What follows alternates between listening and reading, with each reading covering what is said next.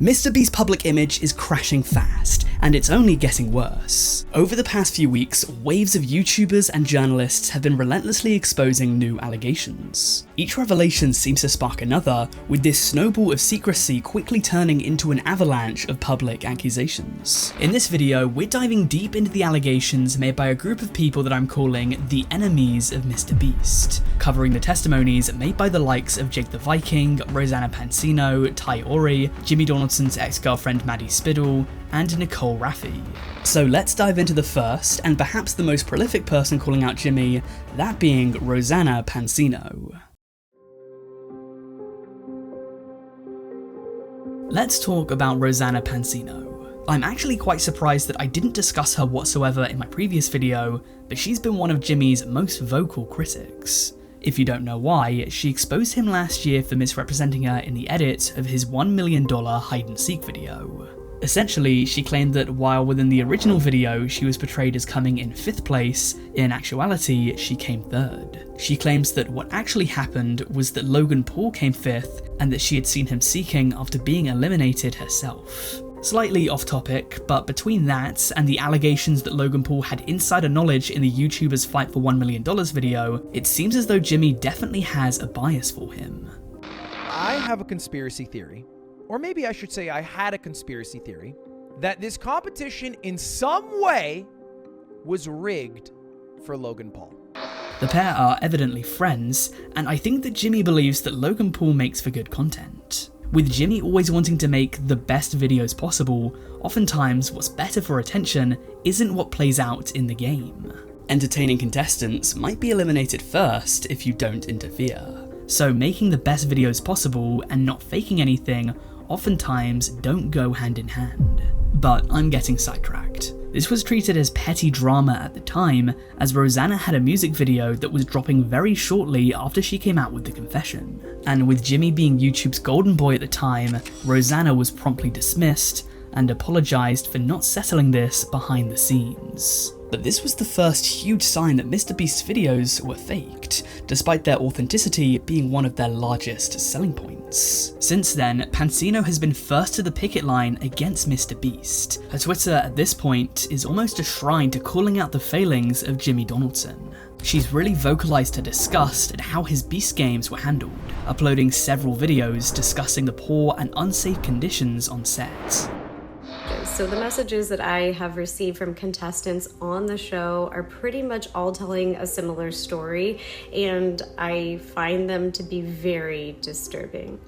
At this point, I've lost track, but I think it's nearing like 100 people who have reached out to me with their stories. Each person has their own experience and their own opinions, but overall the stories that I'm hearing just break my heart. I have never heard of anything like this on any set. I'm genuinely worried that if changes don't happen on the set of Beast Games, something more tragic will happen.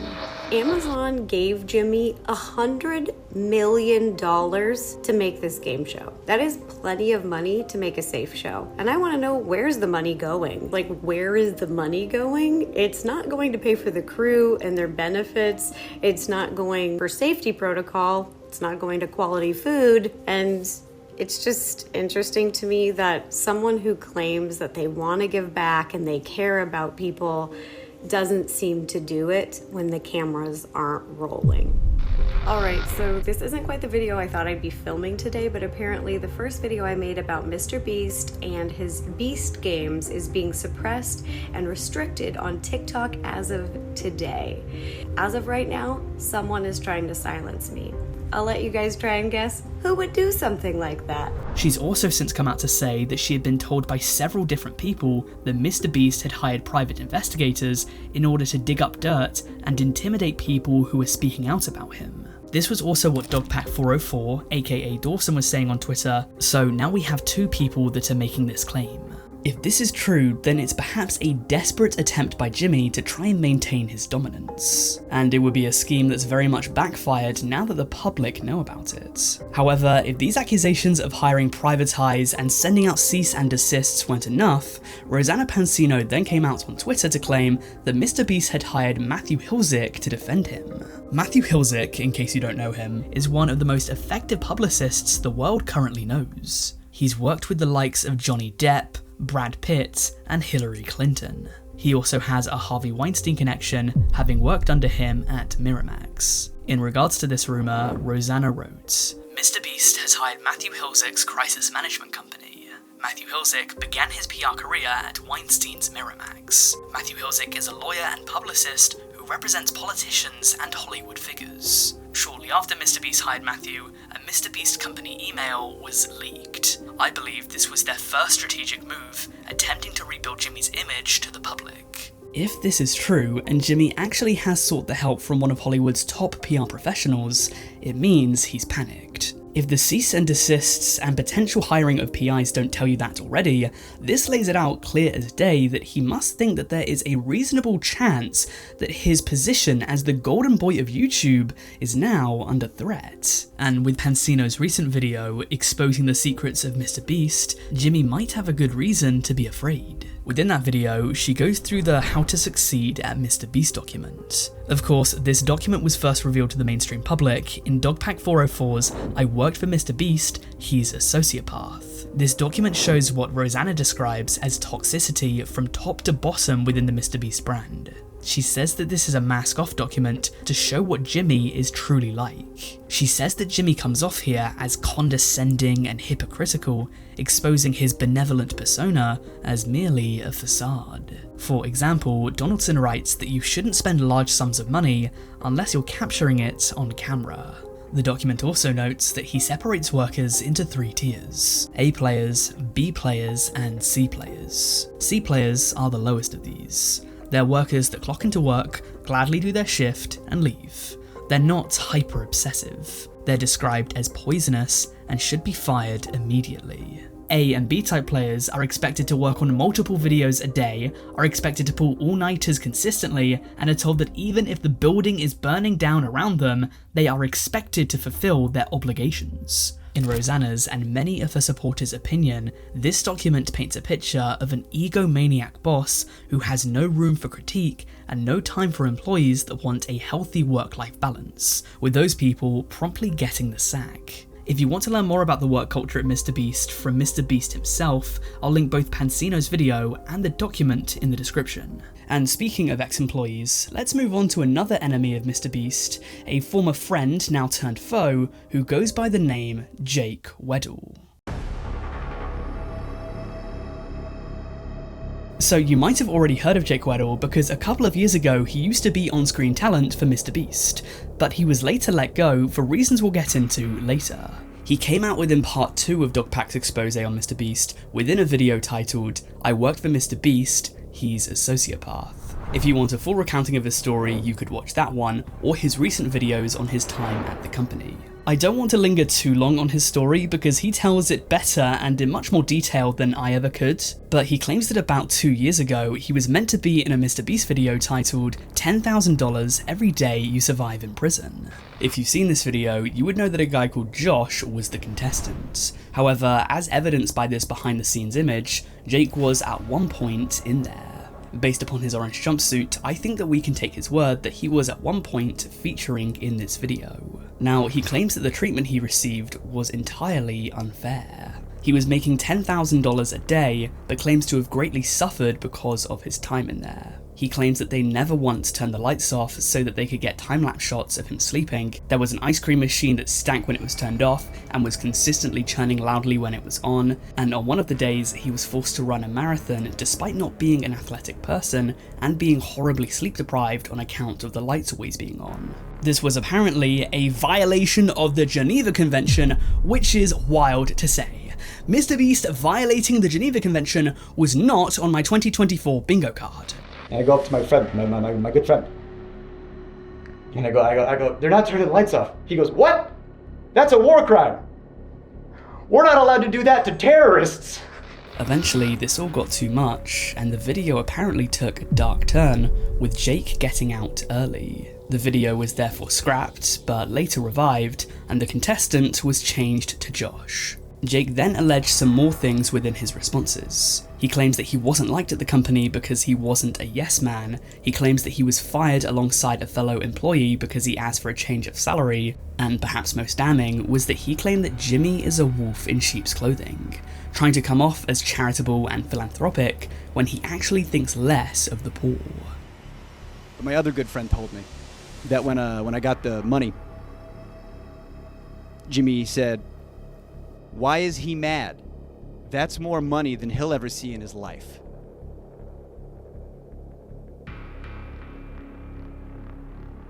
I know how this guy thinks of the poor. I know how this guy uses the poor. Because that's what he thought of me.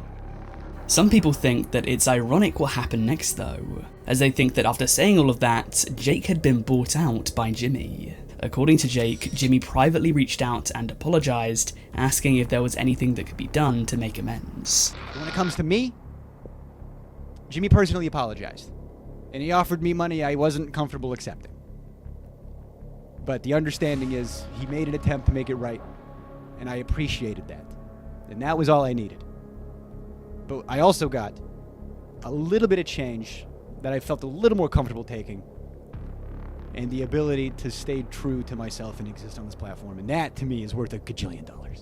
He offered Jake the rest of the money that was meant to be spent on his video, $190,000. Jake refused that sum, but asked for $50,000 instead to pay off his debts. Some people think that this was therefore just for clout, or that his integrity is now compromised. Others, of course, think that provided he still speaks out, his payment is nothing more than righting a wrong.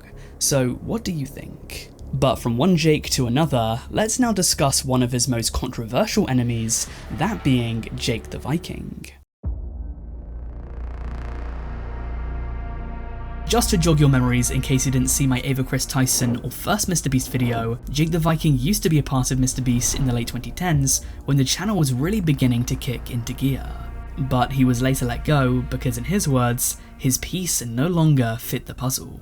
While he initially came out to say that there were no hard feelings, especially over the past year or so, Jake the Viking has been one of the channel's biggest critics, and in the fallout of these allegations, he's never missed an opportunity to condemn MrBeast. He said that Jimmy knew that Ava had groomed minors. He mentioned that the community note on Jimmy's response to Ava was taken down suspiciously quickly, and he thinks that MrBeast or someone at the company have lied or fabricated details. However, once it was revealed that Delaware was his brother-in-law, the tide quickly began to turn against Jake. To quickly summarise his post about it, he stated that Delaware took a plea deal after being accused of SA by a 16-year-old. According to Jake, this incident would have taken place 5 years prior when she was 11 years old, back in 2010. He also revealed that Delaware was actually hired before he was, and was the reason why Jake got hired at all.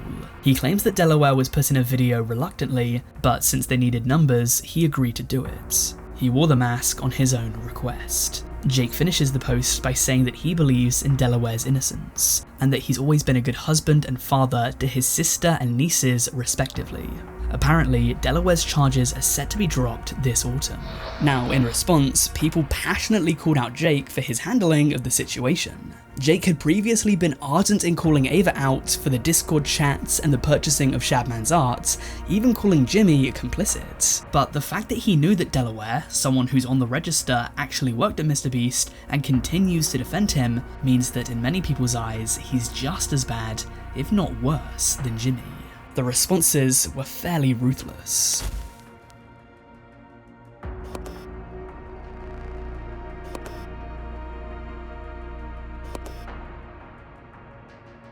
The strange thing here though, and something that was picked up by a community note, was that Jake's claims are also not consistent. Here, he's fairly passionate about how Delaware is innocent, saying, "I firmly believe he did nothing wrong." However, after Turkey Tom called him out, saying that it was funny that Jake was saying all this, considering he had such skeletons in his own closet, Jake stated, "So just because I know someone who did something bad and was convicted, means I can't call out others for doing bad?" This is contradictory in itself though, because if Jake truly believes that Delaware is innocent, then he didn't do anything bad, did he? In fact, you might even say that he's a victim. It's tough to say where Jake truly lies on this because his responses are inconsistent. Does he actually think that Delaware is innocent? Or does he think that Delaware did it, but because it was 14 years ago and he's since been punished, atoned, and moved on, Jake thinks that it should no longer matter? Whatever the case, in the eyes of many, these new revelations have made it so that Jake's testimonies can no longer be trusted, and so this is one enemy of MrBeast's who probably won't be too much of a threat, especially considering that Jimmy didn't even have to reply to him for Jake's words to be disregarded by large sums of the internet. Of course, he still has his supporters, but their numbers have greatly diminished since the truth came out. Let's move on to another person that could be considered to be in opposition to Jimmy. This is yet another person who's also received a lot of flack since coming out, that being Jimmy's ex-girlfriend, Maddy Spidell. On the 8th of August 2024, MrBeast's ex-girlfriend, named Maddy Spidell, made a post to her Instagram story where she finally weighed in on Jimmy. She went as far as tagging YouTube, saying, "You need to reevaluate who you're putting on the trending page." She went on to say that she had spent years being silent, and that she didn't want any drama, but did want to speak up for her 19-year-old self. A lot of this post is quite cryptic, but you can pause the video now if you want to take a look at the full thing. Anyway, towards the end she states, "I believe I should be used as a cautionary tale. If something is too good to be true, it probably is. How he treats other women will ultimately be how he treats you. You are smart, beautiful, and capable of a career, life, and relationship you are proud of." She reiterated that this wasn't meant to be a takedown, but then said that there are some scary people out there that want to hurt you, use you, and spit you out, saying that we should protect our friends, mums, wives, sisters, and daughters, telling people to speak up. Now, a lot of people were quite upset with this response because it's shrouded in enigma. Maddy says a lot without actually saying much, and it's tough to decipher what she means because she refuses to get into details. She would respond to people's criticism on Twitter within a post where she said that she didn't need to say anything. It seems as though she really doesn't care for the spotlight that speaking about this casted on her, with Maddy privating her Twitter shortly after this post. However, for the most part, because we don't know the specifics of what she's talking about, it's tough to analyse it. The line about his treatment of women, alongside specifically mentioning female family members in the last paragraph, might be alluding to perhaps sexism or misogyny on his part, but since the post is indirect and vague, all I can do is speculate. Keep in mind that as his ex-girlfriend, these posts could be motivated by vengeance. We don't know what happened between the two of them in the final stages of their relationship. To add to that, it definitely doesn't seem as though Maddy's going to shed any light on it, so maybe Jimmy did something awful which caused the two to break up and her criticism of him comes from something that he did. Or maybe it was a more mutual breakup, or perhaps even she was at fault, but she's now decided to come out and get her licks in whilst the MrBeast brand and Jimmy's public image are as vulnerable as they've ever been. And I think it's time to discuss the man that made his public image vulnerable in the first place. This video wouldn't be possible without Dogpack 404. Just like Jake Weddle, I don't want to spend too much time on this because I've already discussed Dogpack 404 at length. But with his two MrBeast videos accumulating over 25 million views, Dogpack has really been the one leading the charge against Jimmy. A rogue ex-employee, he first rose to prominence after making a Twitter video saying that the Ava Chris Tyson stuff was just the tip of the iceberg, and he was completely correct. Over the past month or so, his claims and actions have put the MrBeast brand in serious jeopardy. He was the one to bring forward the accusations of MrBeast faking giveaways, faking several videos, illegal lotteries, the manipulation of child psychology, hiring friends as extras, having charities as a front, the raccoon as a hired actor. He gave Jake Weddle a platform to speak out, and therefore it was in his video where the Delaware scandal was revealed. If anyone, he is MrBeast's arch nemesis. As I said, I only wanted to briefly cover him here, especially since I spoke about him in both my first video on MrBeast and my video on Ava, so you probably know him and what he's done already. but it would be impossible to speak about the enemies of MrBeast without discussing Dawson. But moving on from perhaps the most high-profile case to now one of the more lesser-known ones, let's discuss a guy called Ty. I'm not too sure how to pronounce his surname. It could be Ore or Aura.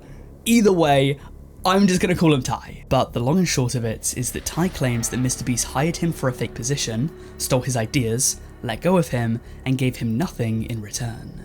So let's talk about that.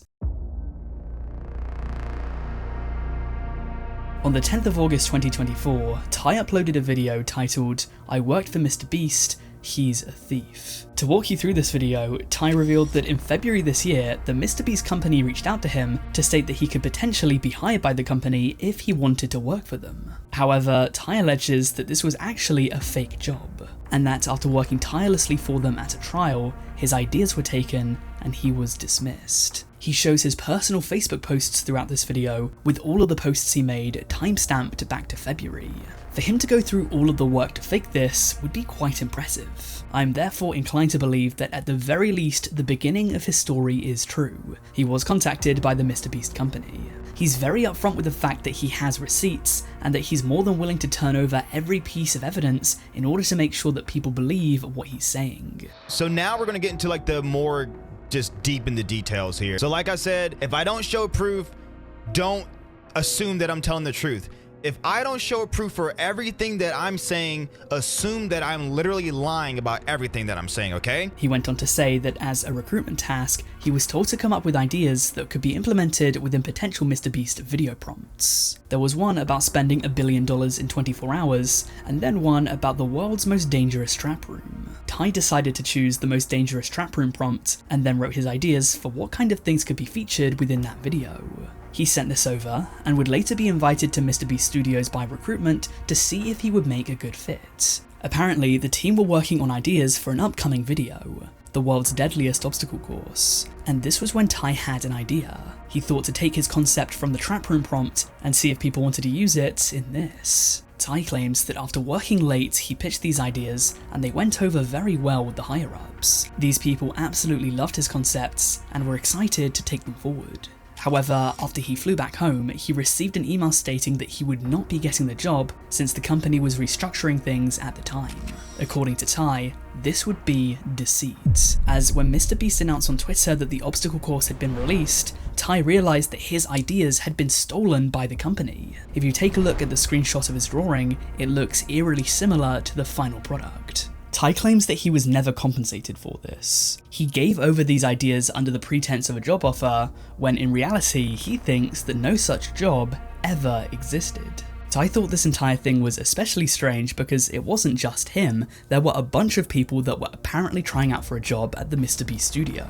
So how could the recruitment be so certain that there would be plenty of jobs to go around so that they would invite probably dozens of people, groups of people it's described in Ty's video, to go around and see if they fit in, to give over their best ideas in the hopes of landing one of these jobs, and then only a few days later, these jobs just didn't exist. Then, a couple of months later, an idea thought up by one of these recruits was the hook to a new video.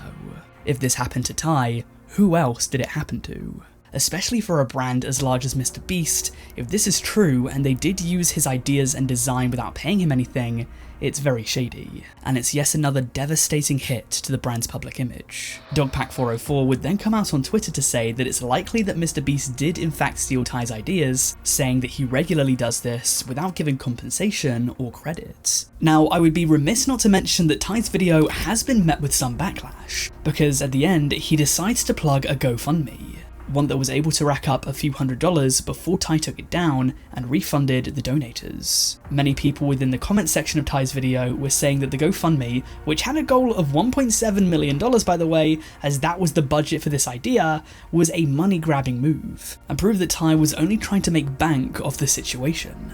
And these people weren't entirely wrong either, as Ty himself said that he wanted to make some money because of this, or rather that he wanted to be compensated for his contribution to a video that is now sitting at around 200 million views. In response to the GoFundMe backlash, Ty pinned a comment to the video saying that every penny would be refunded and that it was a boneheaded move with no ill intent. However, this decision has led many people to now be skeptical of where his true intentions lie.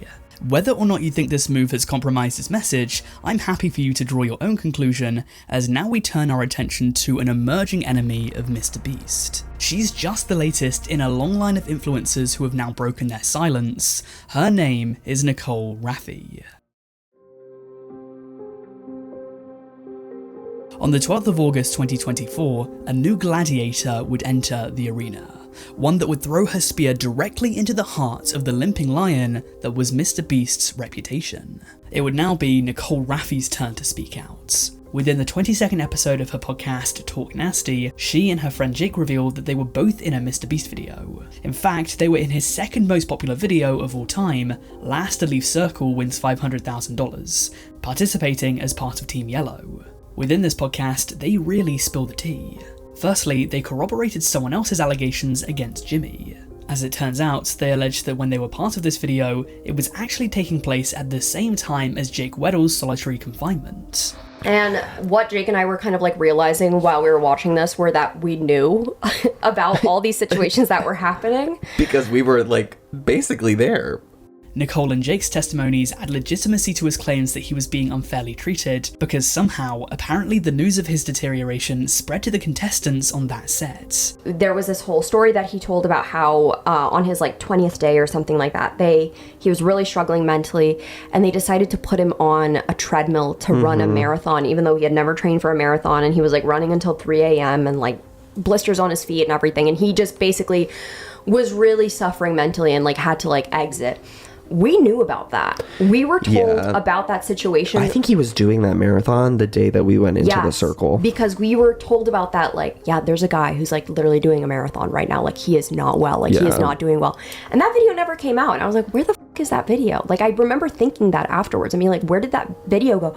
And he confirmed in that expose video, he was like, yeah, they scrapped it. They had to do a completely other because it went video. So poorly because it went for so him. bad. And because he was clearly suffering mentally so bad, and he didn't even get to win the full, what was it, $300,000? They were also skeptical of the first contestant that was eliminated. As it turns out, this contestant was Mac.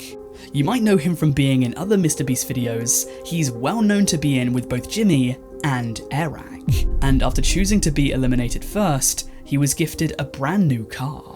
I was worried that it was going to be more so of a physical challenge, because I don't think that I could have handled as much of a physical challenge, because there were many very strong, ripped, huge buff guys that were in the group, which turned out are like a lot of them like friends and reoccurring guests in this Minecraft server.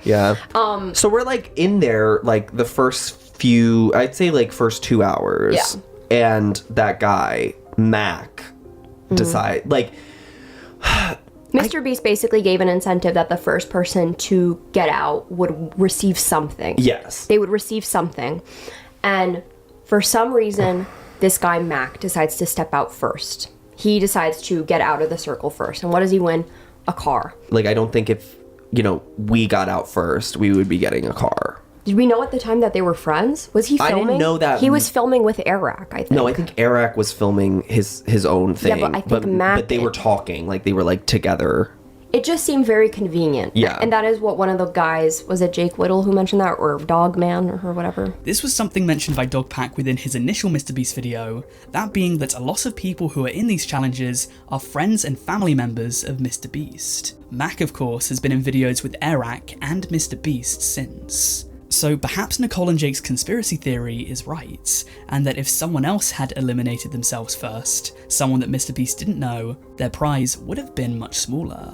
Nonetheless, Nicole and Jake would continue to spill the tea.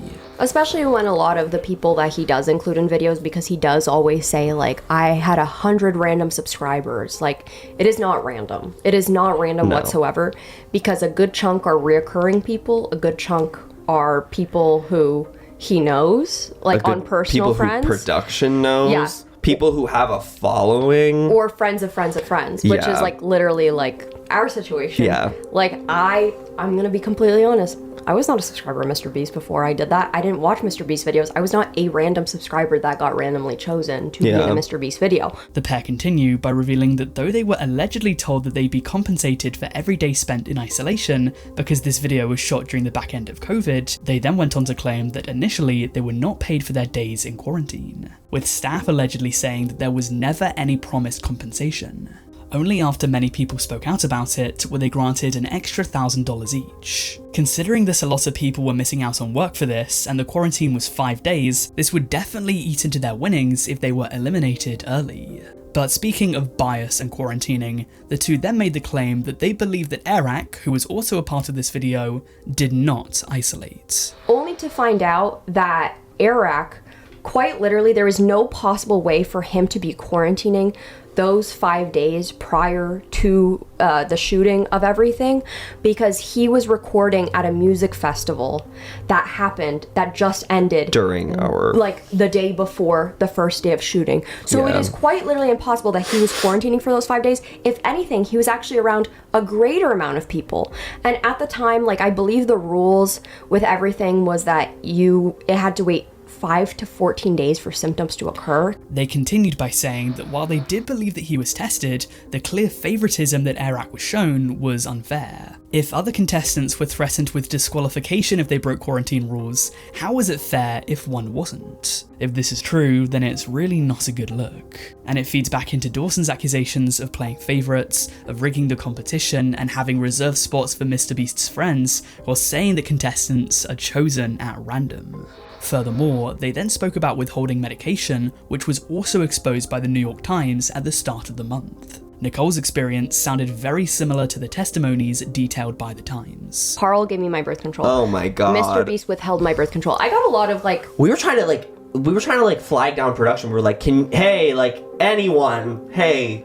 And Carl comes over and you're like, okay. A lot of people laughed at me in my MrBeast video being like, that's the medication you needed, birth control? I'm like, it's because they're 12. They don't know what birth control is. I have ovarian cysts. You can't just stop taking birth control. You can't just stop taking hormonal medication out of the blue, out of nowhere. If you can remember, the Times stated that people's medications were withheld by the staff on the set of Beast Games, MrBeast's new Amazon show. As I said in my last video, I want to reiterate that when it comes to medication, that is completely irrelevant to challenges. Giving people insulin, or in Nicole's case, birth control, will not give them an unfair advantage on the rest of the competition. All that said, a lot of people are gunning for Jimmy right now, some of whom have put quite a lot on the line to do it. Time will only tell whether or not what they've had to say will actually make a difference. If you enjoyed this video, then please make sure to give it a like and subscribe to the channel if you haven't already. Also, if you want to check out more of my content, then why not take a look at my video on the tragic reality of family channels? That video also exposed the seedy underworld of YouTube content, so if you enjoyed this, I think that one would be good to look at next. Aside from that, I want to thank you for watching, and I'll see you later.